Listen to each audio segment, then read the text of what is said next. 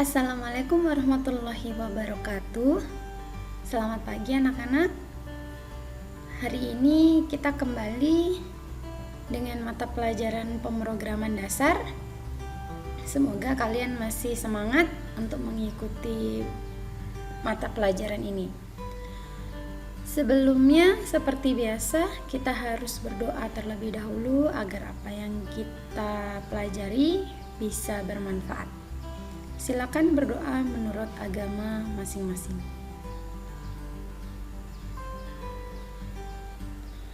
Oke, terima kasih. Setelah minggu lalu kita menginstal aplikasi dan sedikit pengenalan, pada pertemuan ini saya akan lebih mengenalkan lagi tentang bahasa pemrograman C++. Jadi mulai minggu ini kita akan lebih banyak praktikumnya. Praktikumnya menggunakan aplikasi yang kemarin sudah kita install. Kalau yang di laptop menggunakan Dev C++, kalau di smartphone menggunakan CPP Droid. Oke, langsung saja kita ke modul praktikumnya. Oke, ini modul praktikumnya.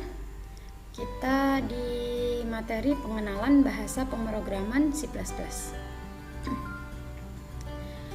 Pertama, kompetensi dasarnya untuk materi ini adalah kita masuk di kompetensi dasar yang ketiga, yaitu menerapkan alur pemrograman dengan struktur bahasa pemrograman komputer. Kemudian menulis kode pemrograman sesuai dengan aturan dan sintaks bahasa pemrograman. Submateri yang akan kita bahas adalah mengenal struktur bahasa pemrograman C++ terlebih dahulu, kemudian mengenal perintah cout, kemudian mengenal perintah endl dan /n dalam bahasa pemrograman C++. Ya, langsung saja.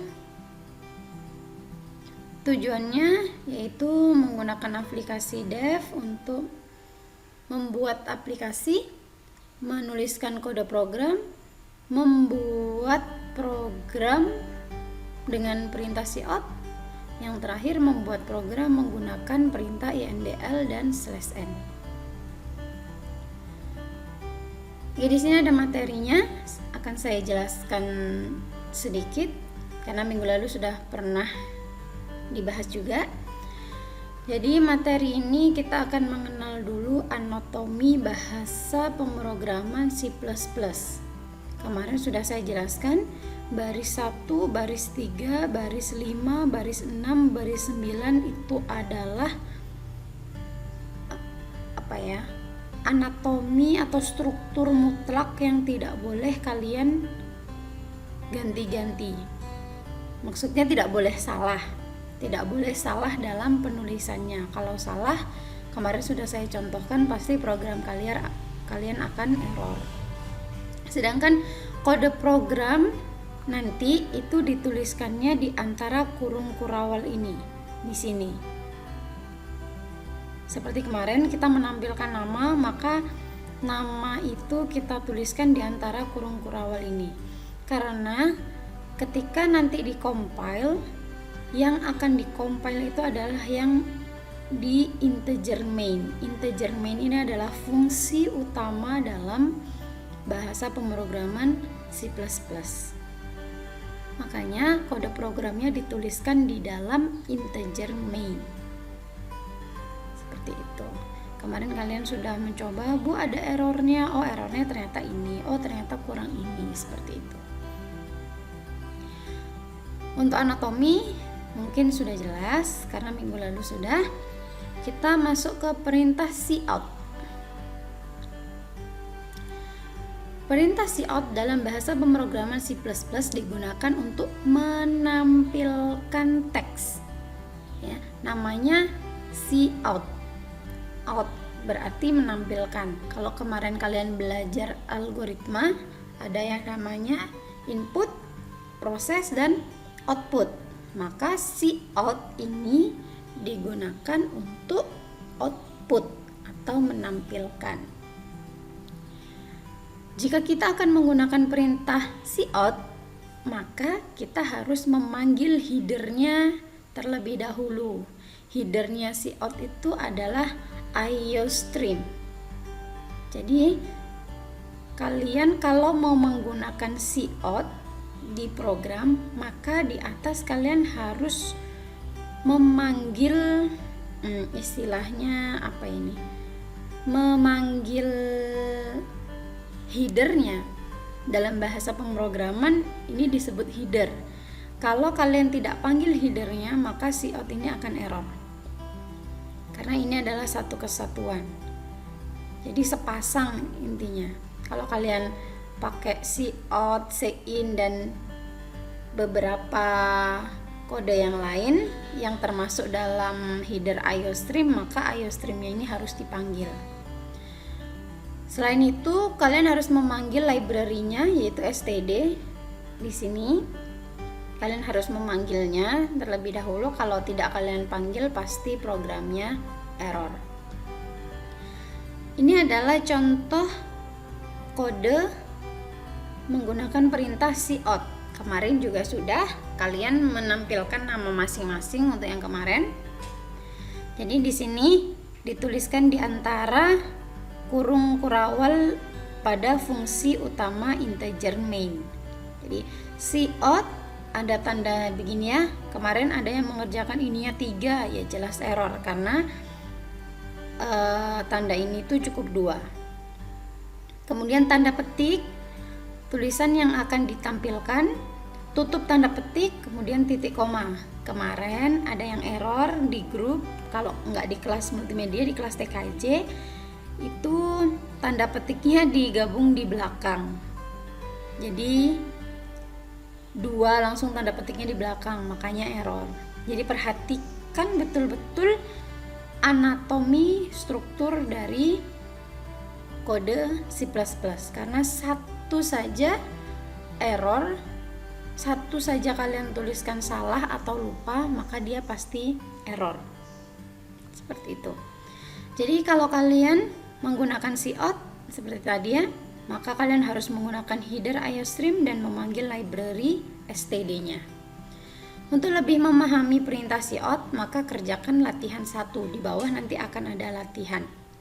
Ini saya jelaskan materinya dulu. Kemudian perintah endl atau endline dan /n. Perintah ini memiliki fungsi seperti enter di keyboard. Enter itu kan kalau kita ngetik di Microsoft Word atau di Notepad atau di mana, ketika kita tekan enter maka kursornya akan ke baris baru. Nah, sama di pemrograman C++ ini juga. Kalian tidak bisa langsung enter terus tiba-tiba kalimat kalian ada di bawahnya, tidak bisa. Dalam pemrograman ada perintahnya tersendiri yaitu endline atau endl atau bisa menggunakan /n. Nanti bedanya apa antara endl dan /n ada di latihan. Oh, di sini sudah saya jelaskan, maaf. Bedanya endl itu hanya pada peletakan kodenya. Kalau endl dituliskan di akhir, kalau /n dituliskan di awal. Untuk lebih jelasnya silakan nanti kalian kerjakan latihan 2 dan 3. Sampai di sini penjelasan saya. Mungkin kalau ada yang kurang jelas nanti silakan ditanyakan di WhatsApp grup atau di mungkin lebih enak di WhatsApp grup ya.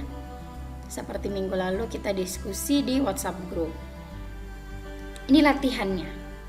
Jadi nanti setiap praktikum itu pasti ada latihan dan pasti ada tugas.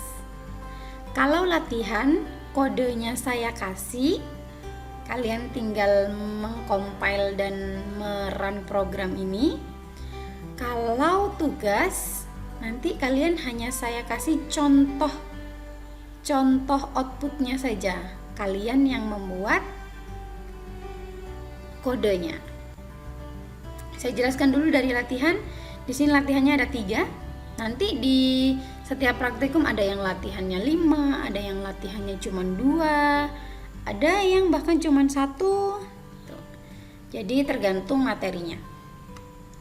Latihan 1 yaitu perintah cout. Di sini sudah ada langkah-langkahnya. Buka aplikasi Dev atau yang menggunakan CPP Droid ya, buka aplikasi CPP Droid.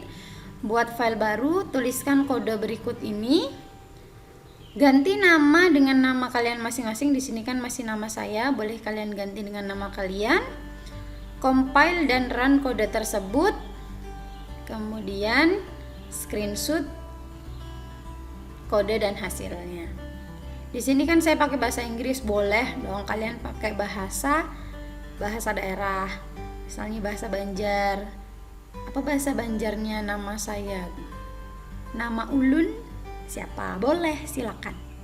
Atau yang dari suku Dayak, Kutai, Bugis, boleh pakai bahasa daerahnya, boleh. Intinya di sini menampilkan nama kalian. Yang kedua, jadi ini screenshot kode dan hasilnya ya, bukan hasilnya saja.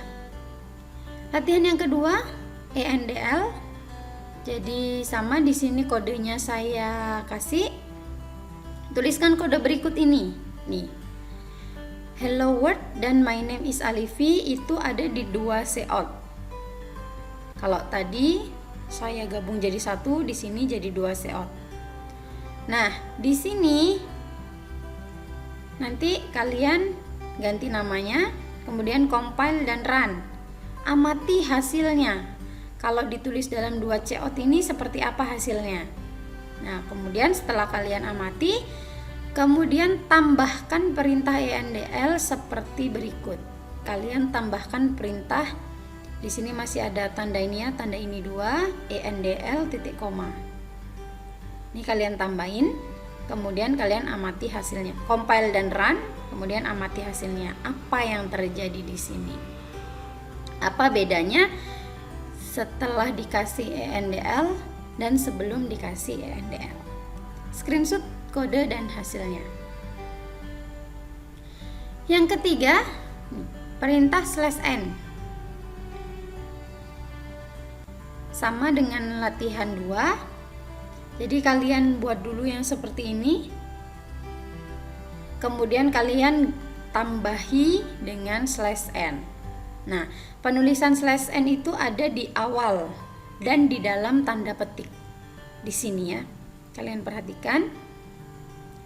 Di sini penulisan /n, makanya bedanya tadi kalau ENDL ditulis di akhir, kalau /n ditulis di awal dan di dalam tanda petik. Nanti apa yang terjadi setelah dikasih /n, silakan kalian amati, kemudian di screenshot kode dan hasilnya. Sekarang tugas.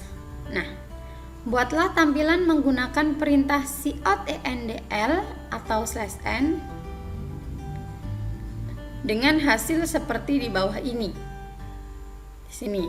Ini ada nama saya, tempat tanggal lahir, alamat, sekolah.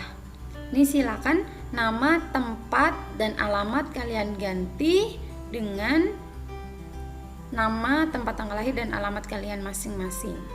Silakan dibuat tampilannya seperti ini menggunakan cout ENDL dan /n. Kalian yang membuat kodenya. Kemudian yang perlu diperhatikan, kotak merah ini, yang saya kasih kotak merah itu tidak boleh dipotong ketika nanti membuat laporan. Untuk format laporannya, ini nama dan kelas, judul, tujuan itu ada di awal modul, ada di sini di atas. Kalian tinggal copy saja. Di sini tujuannya, tinggal kalian copy, kalian letakkan di laporan. Kemudian latihan 1 screenshot kode dan hasil untuk latihan 1, latihan 2 screenshot kode dan hasil untuk latihan 2, latihan 3 screenshot kode dan hasil untuk latihan 3, dan terakhir tugas screenshot kode dan hasil untuk tugasnya. Nanti format laporannya akan saya jelaskan di video berikutnya. Format laporannya nanti akan digunakan untuk semua praktikum. tidak hanya materi ini saja, tapi semua praktikum. Dikerjakan secara individu, laporan dikerjakan di aplikasi Microsoft Word atau sejenisnya. Kalau di HP bisa menggunakan GPS atau yang lainnya. Oke, sampai di sini dulu penjelasan praktikum.